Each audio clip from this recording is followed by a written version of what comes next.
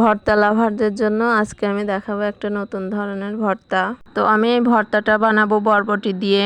যারা বরবটি পছন্দ করেন না তারাও একবার এভাবে ভর্তা খেয়ে দেখবেন, অনেক ভালো লাগবে। কারণ এই ভর্তাটা এতই মজার যে একবার খেলে বারবার খেতে ইচ্ছে করবে। তো চলে যাবো এবার রান্নাতে। আসসালামু আলাইকুম, কেমন আছেন সবাই? আমি এই যে বরবটি নিয়ে নিয়েছি, বরবটিগুলো আমি ছোট ছোট করে কেটে নেব। আমাদের কুষ্টিয়া জেলায় এটাকে বরবটি বলে, অন্য জেলায় হয়তো অন্য কিছু বলতে পারে। তো এটা আমি কড়াইয়ের মধ্যে দিয়ে একটু লবণ আর সামান্য একটু হলুদ দিয়ে একটু পানি দিয়ে তার মধ্যে আমি দিয়ে দেবো 3টা কাঁচামরিচ দিয়ে ঢাকনা দিয়ে ঢেকে দেবো সিদ্ধ হতে। তারপরে পানিটা শুকিয়ে গেলে ঢাকনাটা তুলে আমি ওই শুকনো কড়াইতে একটু ভাজা ভাজা করে নামিয়ে নেব। তারপরে কড়াইতে আমি দিয়ে দেবো একটু তেল।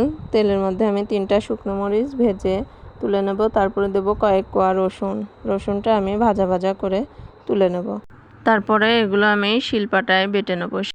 হাতে ভর্তা আর শিলপাটায় বাটা ভর্তা কেউ কারোর থেকে কিন্তু কম যায় না। তো আমি এগুলো বেটে নেব। তারপরে আমি নিয়ে নেব ওই সেদ্ধ করা বরবটিটাও আমি ভালো করে বেটে নেব। তো পাটায় বাটা ভর্তা অনেকের খুব বেশি পছন্দ, তাদের অনেক ভালো লাগবে।